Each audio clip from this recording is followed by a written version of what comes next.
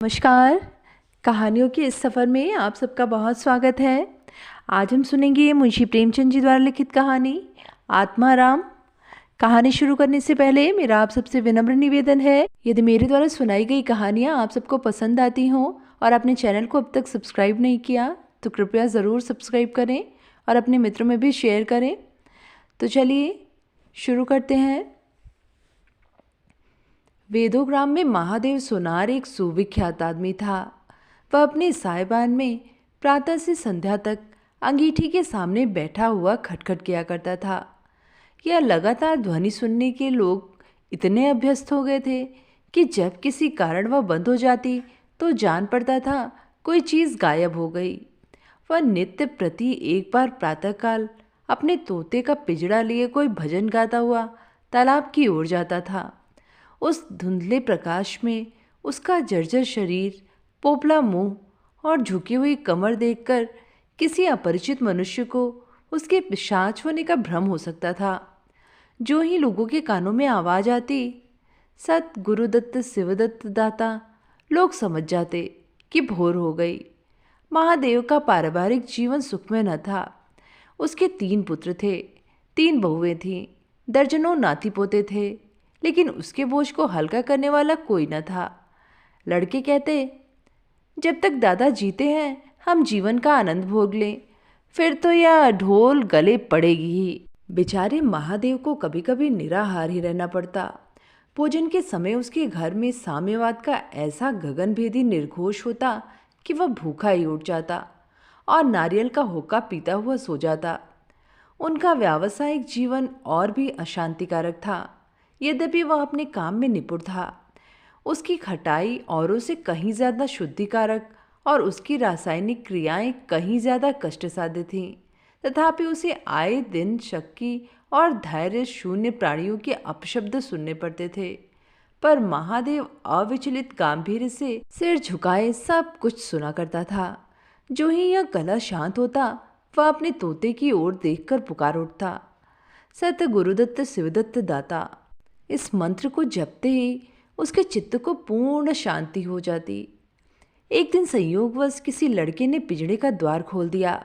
तोता उड़ गया। महादेव ने सिर उठाकर जो पिंजड़े की ओर देखा तो उसका कलेजा सन्न से हो गया। तोता कहाँ गया? उसने फिर पिंजड़े को देखा। तोता गायब था। महादेव घबरा कर उठा और इधर उधर खपरेलों पर निगाह दौड़ाने लगा। उसे संसार में कोई वस्तु अगर प्यारी थी तो वह वही तोता। लड़के बालों नाती पोतों से उसका जी भर गया था। लड़कों की चुलबुल से उसके काम में विघ्न पड़ता था। बेटों से उसे प्रेम न था, इसलिए नहीं कि वे निकम्मे थे, बल्कि इसलिए कि उनके कारण वह अपने आनंददायी कूल्हड़ों की नियमित संख्या से वंचित रह जाता था। पड़ोसियों से उसे चिढ़ थी, इसलिए कि वे अंगीठी से आग निकाल ले जाते थे। इन समस्त विघ्न बाधाओं से उसके लिए कोई पनाह थी तो यही तोता था। इससे उसे किसी प्रकार का कष्ट न होता था। वह अब उस अवस्था में था जब मनुष्य को शांति भोग के सिवा और कोई इच्छा नहीं रहती। तोता एक खपरेल पर बैठा था। महादेव ने पिंजरा उतार लिया और उसे दिखाकर कहने लगा, आ आ सत्य गुरुदत्त शिवदाता। लेकिन गांव और घर के लड़के एकत्र होकर चिल्लाने और तालियां बजाने लगे। ऊपर से कौवे ने काँव काँव की रट लगाई। तोता उड़ा और गांव से बाहर निकलकर एक पेड़ पर जा बैठा। महादेव खाली पिंजरा लिए उसके पीछे दौड़ा सो दौड़ा। लोगों को उसकी द्रुतिगामिता पर अचंभा हो रहा था।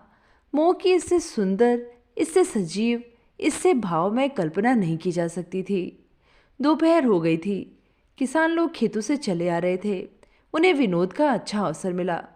महादेव को चिढ़ाने में सभी को मजा आता था। किसी ने कंकड़ फेंके, किसी ने तालियां बजाईं। तोता फिर उड़ा और वहां से दूर आम के बाग में एक पेड़ की फुनगी पर जा बैठा। महादेव फिर खाली पिंजरा लिए मेढक की भांति उचकता चला। बाग में पहुंचा तो पैर के तलुए से आग निकल रही थी। सिर चक्कर खा रहा था। जब जरा सावधान हुआ तो फिर पिंजरा उठाकर कहने लगा, सत्य गुरुदत्त शिवदाता। तोता फुनगी से उतरकर नीचे की एक डाल पर आ बैठा, किंतु महादेव की ओर सशंक नेत्रों से ताक रहा था। महादेव ने समझा डर रहा है। वह पिंजड़े को छोड़कर आप एक दूसरे पेड़ की आड़ में छिप गया। तोते ने चारों ओर गौर से देखा, निसंक हो गया, उतरा और आकर पिंजड़े के ऊपर बैठ गया। महादेव का हृदय उछलने लगा। सत्य गुरुदत्त शिवदाता का मंत्र जपता हुआ धीरे धीरे तोते के समीप आया और लपका कि तोते को पकड़ ले, किंतु तोता हाथ न आया। फिर पेड़ पर आ बैठा। शाम तक यही हाल रहा। तोता कभी इस डाल पर जाता, कभी उस डाल पर, कभी पिंजड़े पर आ बैठता, कभी पिंजड़े के द्वार पर बैठे अपने दाना पानी की प्यालियों को देखता और फिर उड़ जाता। बुढ़ा अगर मूर्तिमान मोह था तो तोता मूर्तिमयी माया। यहाँ तक कि शाम हो गई। माया और मोह का यह संग्राम अंधकार में विलीन हो गया। रात हो गई। चारों ओर निबिड़ अंधकार छा गया। तोता न जाने पत्तों में कहाँ छिपा बैठा था। महादेव जानता था कि रात को तोता कहीं उड़कर नहीं जा सकता और न पिंजड़े में ही आ सकता है। फिर भी वह उस जगह से हिलने का नाम ले लेता था। आज उसने दिन भर कुछ नहीं खाया। रात के भोजन का समय भी निकल गया। पानी की बूंद भी उसके कंठ में न गई, लेकिन उसे न भूख थी न प्यास। तोते के बिना उसे अपना जीवन निस्सार, शुष्क और सूना जान पड़ता था। वह दिन रात काम करता था, इसलिए कि यह उसकी अंतःप्रेरणा थी। जीवन के और काम इसलिए करता था कि आदत थी। इन कामों में उसे अपनी सजीवता का लेश मात्र भी ज्ञान न होता था। तोता ही वह वस्तु था जो उसे चेतना की याद दिलाता था। उसका हाथ से जाना जीव का देह त्याग करना था।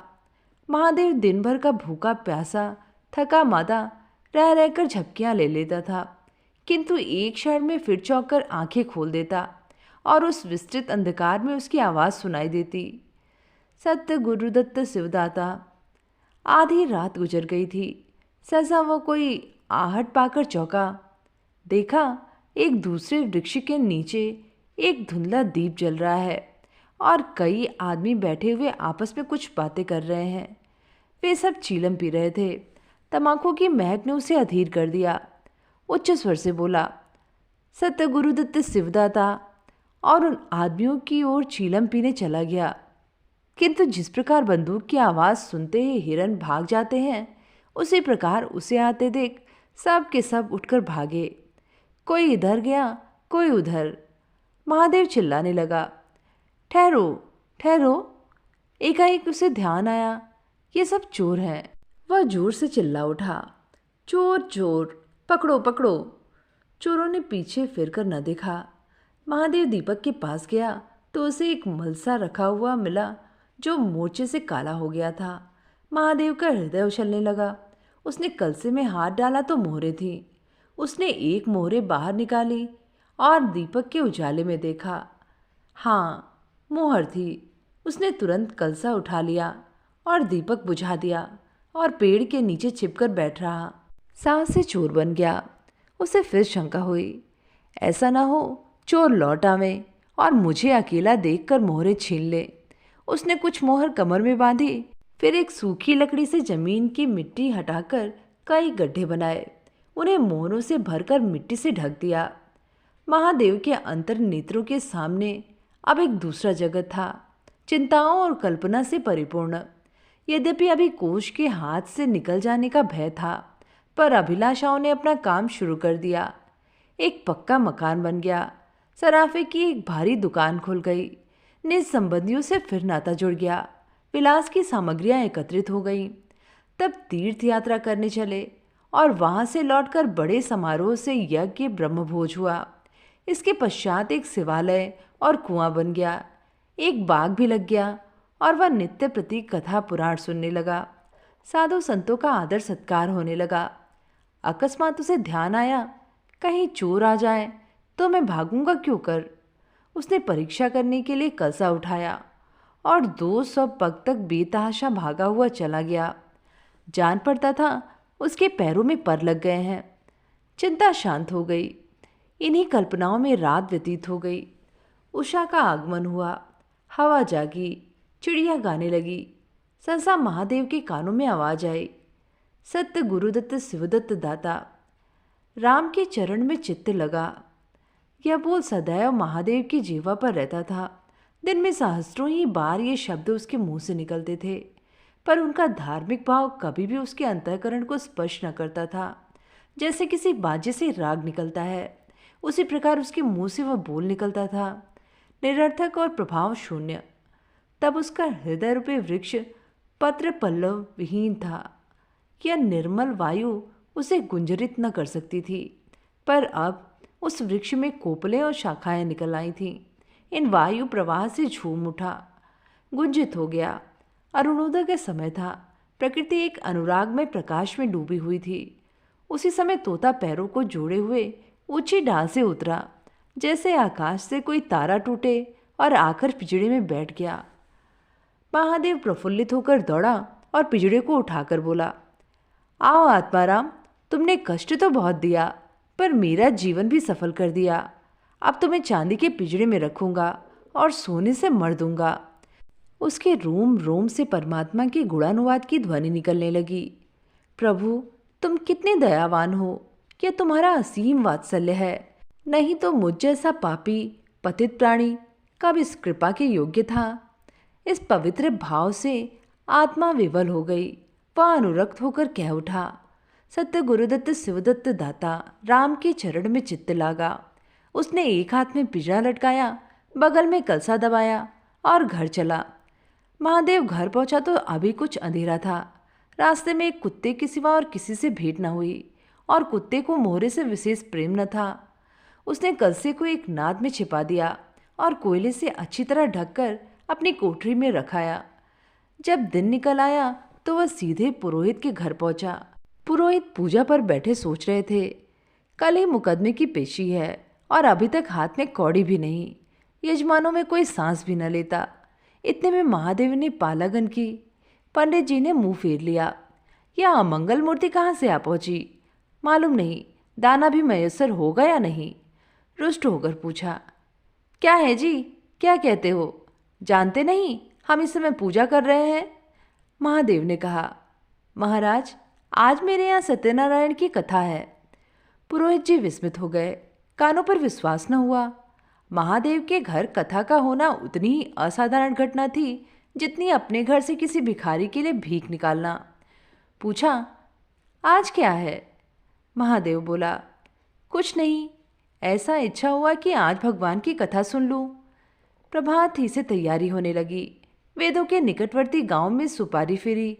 कथा के उपरांत भोज का भी न्योता था।